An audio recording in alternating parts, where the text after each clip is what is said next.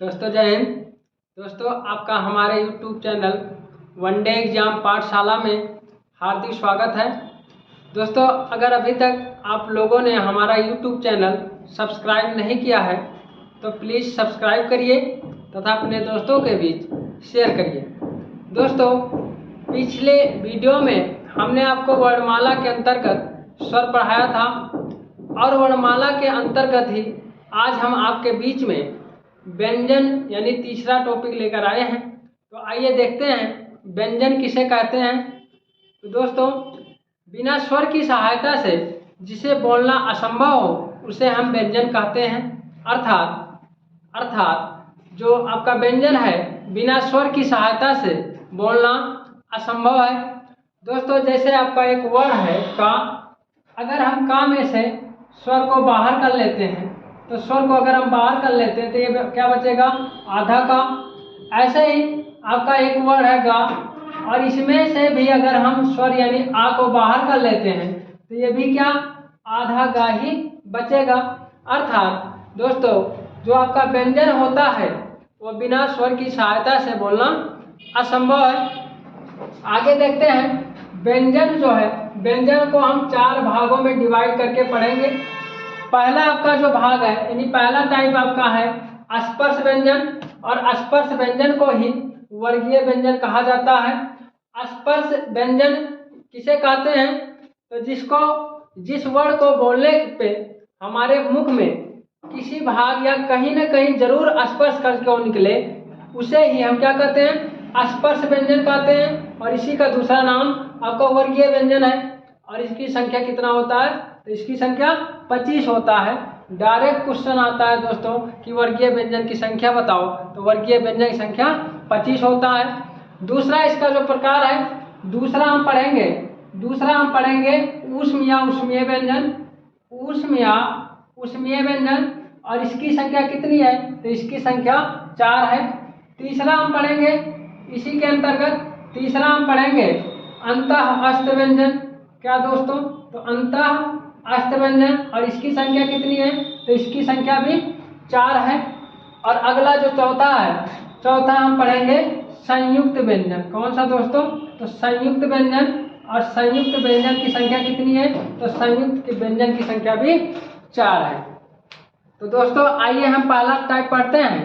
पहला टाइप आपका क्या है, स्पर्श व्यंजन। और स्पर्श व्यंजन को ही क्या कहते हैं, वर्गीय व्यंजन कहा जाता है। जैसे ये कितने वर्ग होते हैं, तो ये आपके 5 वर्ग होते हैं। और इसी को दोस्तों कु, चू, टू, तू और पू भी कहा जाता है। यानी कु, चू, टू, तू, पू, ये आपके 5 वर्गीय व्यंजन होते हैं।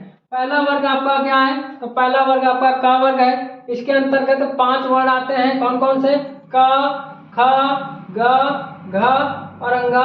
ऐसे दूसरा आपका चा वर्ग है और इसके अंतर्गत भी 5 आते हैं, च, छ, ज, झ और य। ऐसे ही आपके टा वर्ग है, इसके अंतर्गत भी 5 है, ट, ठ, ड, ढ और ड। ऐसे आपका चौथा वर्ग टा वर्ग है और इसके अंतर्गत भी आपके 5 वर्ड आते हैं, ट, थ, ड, ध और न। और आपका लास्ट और आखिरी वर्ग है पा वर्ग, और इसके अंतर्गत आपके 5 वर्ग आते हैं, यानी वर्ड आते हैं कौन कौन से, प, फ, ब, भ और म।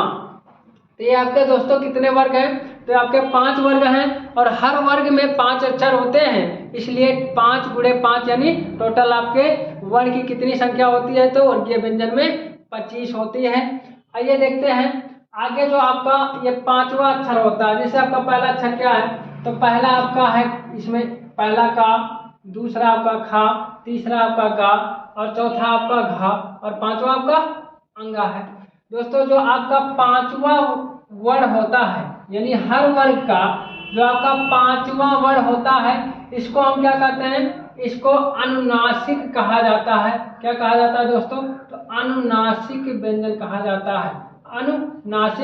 अनुनासिक का मतलब होता है जो नाक और मुख दोनों से बोला जाए, नाक और मुख दोनों से जो बोला जाए उसको हम क्या कहते हैं, तो उसको अनुनासिक कहते हैं। और हर वर्ग का यानी प्रत्येक वर्ग का दोस्तों, प्रत्येक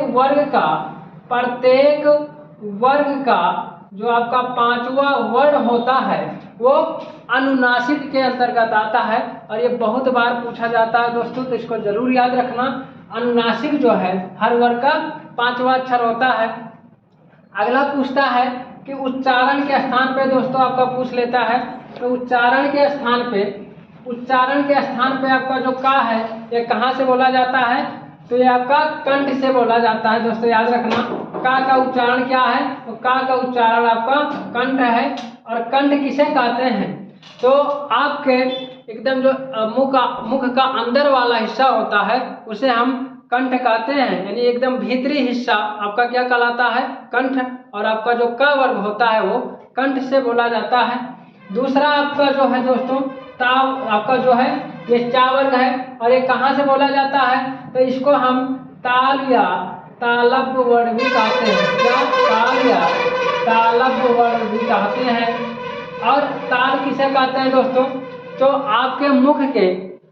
आपके मुख में जीभ के जस्ट जो ऊपर वाला हिस्सा होता है उसी को हम क्या बोलते हैं, उसी को ताल या तालब बोलते हैं। अर्थात आप च वर्ग बोलेंगे तो आपकी जीभ जो है आपके मुख के ऊपर वाले हिस्से पे जरूर टच करेगी, इसीलिए इसको ताल या तालब कहते हैं। और आपका तीसरा टावर, और टावर को क्या कहते हैं, तो टावर को मूर्धा या मूर्धन वर्ण कहते हैं। मूर्धा या मूर्धन वर्ण कहते हैं। और मूर्धन वर्ण क्या है दोस्तों, तो आपके मुख में जब जीभ हल्का टर्न होके यानी हल्का मुड़ के और आपके मुख के पिछले वाले ऊपरी हिस्से पे लगे तो उसे हम क्या कहते हैं, उसे हम मूर्धा या मूर्धन वर्ण कहते हैं। और अगला आपका है आपका ता वर्ग है, और ता वर्ग को क्या कहते हैं दोस्तों, तो ता वर्ग को हम दंत कहते हैं। यानी आप ता वर्ग बोलोगे तो आपके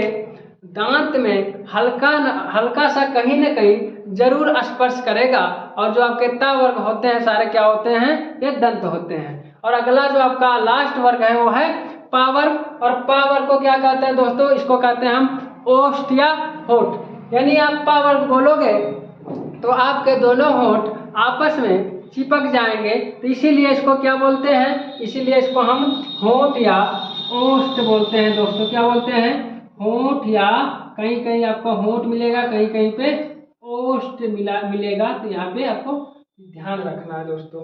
उसके बाद इसको जरूर आप याद रखना। उसके बाद इसमें आगे आपसे पूछता है कि अल्पप्राण क्या होता है, महाप्राण क्या होता है, सघोष क्या होता है, अघोष क्या होता है। तो आइए दोस्तों हम उसको भी देख लेते हैं। तो सबसे पहले हम देखेंगे कि अल्पप्राण क्या होता है। तो अल्पप्राण दोस्तों क्या होता है, अल्पप्राण सबसे पहले हम देखेंगे अल्पप्राण क्या होता है। अल्प प्राण दोस्तों, अल्प मतलब क्या होता है, अल्प मतलब होता है थोड़ा या कम। अल्प मतलब क्या होता है, थोड़ा या कम। और प्राण मतलब क्या होता है, वायु या हवा। क्या होता है दोस्तों, वायु या हवा।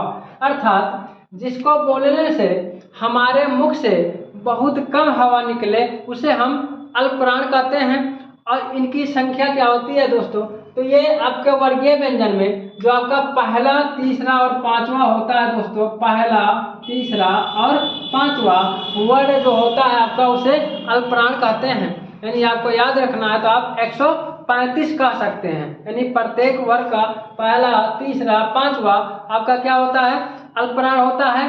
और कुल वर्ग में पूछेगा अल्पप्राण की संख्या, तो दोस्तों वर्ग कितने हैं, तो वर्ग आपके हैं 5, और एक वर्ग में कितने हैं, तो 3। वर्ग कितने हैं, 5, और एक वर्ग में है 3। तो टोटल आपका वर्गीय व्यंजन में अल्पप्राण की संख्या दोस्तों कितनी हुई, तो टोटल होगी आपकी 15। ऐसे ही आपका महाप्राण, तो महाप्राण दोस्तों किसे कहते हैं, महाप्राण। तो महा मतलब क्या होता है दोस्तों, तो महा मतलब होता है ज्यादा या अधिक। महा मतलब क्या होता है दोस्तों, ये होता है ज्यादा या अधिक। और प्राण मतलब क्या होता है, वायु या हवा। अर्थात जिसको बोलने से हमारे मुख से ज्यादा हवा निकले उसे हम क्या कहते हैं, उसे हम महाप्राण कहते हैं। और प्रत्येक वर्ग का दोस्तों बचा क्या है, पहला, तीसरा, पांचवा इसमें आ गया, तो इसमें बचा क्या है, दूसरा और चौथा। यानी प्रत्येक वर्ग का दूसरा चौथा, दूसरा चौथा क्या है दोस्तों, दूसरा आपका यानी खा और चौथा क्या है आपका घा। ऐसे ही प्रत्येक वर्ग का दूसरा चौथा, प्रत्येक वर्ग का दोस्तों दूसरा और चौथा वर्ग आपका क्या होता है, महाप्राण होता है। और अल्पप्राण आपका हम बता दिए हैं, पहला, तीसरा और पांचवा। हर वर्ग का पहला, तीसरा और पांचवा आपका क्या होता है दोस्तों, तो ये क्या होता है, ये आपका महाप्राण होता है। इसको आप लोग याद रखना। और आप दोस्तों महाप्राण की संख्या कितना है, तो वर्ग आपके होते हैं कितना, वर्ग होते हैं 5 और एक वर्ग में आपके कितने होते हैं 2, तो आपके महाप्राण की संख्या वर्गीय व्यंजन कितना होती है 10 होती है। तो इसको आप दोस्तों याद रखना। पूछता है अल्पप्राण में कितना आपका वर्ड होते हैं, तो 15 कौन कौन से हैं, पहला, तीसरा और पांचवा। वैसे ही महाप्राण पूछेगा तो आपका दूसरा और चौथा हर वर्ग में क्या होता है, आपका महाप्राण होता है और इनकी संख्या कितना होती है, तो 10। और आगे पूछता है दोस्तों, आगे इसी में पूछता है अघोष तथा सघोष। इसी में पूछता है दोस्तों अघोष तथा सघोष। तो दोस्तों सघोष किसे कहते हैं, आइए देख लेते हैं। तो स और घोष और सघोष को ही हम क्या कहते हैं, घोष कहा जाता है। सघोष को ही क्या कहा जाता है, घोष कहा जाता है। सघोष का मतलब क्या होता है दोस्तों, तो स मतलब क्या होता है, सहित। सा मतलब क्या होता है, सहित। और घोष मतलब क्या होता है, तो घोष मतलब होता है कंपन। यानी ऐसे वर्ड जिनको बोलने पे हमारे मुख में कंपन उत्पन्न हो उसे हम क्या बोलते हैं, उसे सघोष बोलते हैं। और सघोष को ही क्या बोला जाता है, घोष बोला जाता है। और प्रत्येक वर्ण का तीसरा, चौथा और पांचवा वर्ण दोस्तों, तीसरा, चौथा और पांचवा वर्ण क्या होता है, सघोष होता है। दोस्तों आपके वर्ग कितने हैं, 5। आपके वर्ग कितने हैं, 5। और एक वर्ग में कितने आपके सघोष होते हैं, तो एक वर्ग में 3। तो आपके टोटल कितने हुए, तो टोटल सघोष कितने होते हैं, तो 15। इसको याद रखना दोस्तों। आपका तीसरा, चौथा और पांचवा, यानी आपका ये तीसरा, चौथा और पांचवा जो वर्ग होता है, हर वर्ग का तीसरा, चौथा और पांचवा क्या होता है दोस्तों, सघोष या घोष होता है। और इसी में पूछता है अघोष। तो अघोष किसे कहते हैं दोस्तों, अघोष किसे कहते हैं, तो अघोष। आ मतलब हिंदी में आ का प्रयोग दोस्तों नहीं के अर्थ में किया जाता है। और आ का मतलब नहीं और घोष का मतलब होता है कंपन। यानी ऐसे वर्ण जिनको बोलने से हमारे मुख से कंपन ना उत्पन्न हो उसे हम क्या कहते हैं, तो उसे अघोष कहते हैं। और इसमें आपका दोस्तों 3, 4, 5 आया है, तो बचा क्या है, तो बचा है आपका 1 और 2। यानी आपका पहला, दूसरा वर्ण यानी आपका का, खा, चा, छा। ऐसे ही हर वर्ग का पहला, दूसरा वर्ण क्या होता है, तो अघोष होता है। और दोस्तों वर्गीय व्यंजनों की संख्या कितनी है, तो 5। और एक वर्ग में कितने अघोष, तो 2। यानी टोटल आपके वर्गीय व्यंजन में अघोष कितने होंगे, तो टोटल होंगे दोस्तों 10 होंगे। यानी टोटल कितने होंगे, 10 होंगे। तो आप लोग इसको जरूर याद रखिएगा दोस्तों। ये खाली हम वर्गीय व्यंजन में सघोष, घोष और आपका अघोष तथा अल्पप्राण, महाप्राण बताए हैं। आगे देखते हैं दोस्तों। आगे जो आपका दूसरा आपका पूछता है, दूसरा आपका पूछता है कि आपका ऊष्म व्यंजन क्या होता है। तो आइए देख लेते हैं ऊष्म व्यंजन क्या होता है दोस्तों। तो ऊष्म व्यंजन किसे कहते हैं, सबसे पहले ये देख लेते हैं। तो ऊष्म व्यंजन किसे कहते हैं, तो ऐसा व्यंजन, ऐसे व्यंजन जिसको बोलने से हमारे मुख में गर्मी उत्पन्न हो, यानी गर्माहट उत्पन्न हो, उसे क्या कहते हैं, उसे हम ऊष्म व्यंजन कहते हैं दोस्तों। जो इसका दूसरा टाइप है उसको हम क्या बोलते हैं, ऊष्म या ऊष्मीय व्यंजन। ऊष्म या ऊष्मीय व्यंजन कहते हैं इसको, ऊष्म या ऊष्मीय व्यंजन इसको कहते हैं दोस्तों।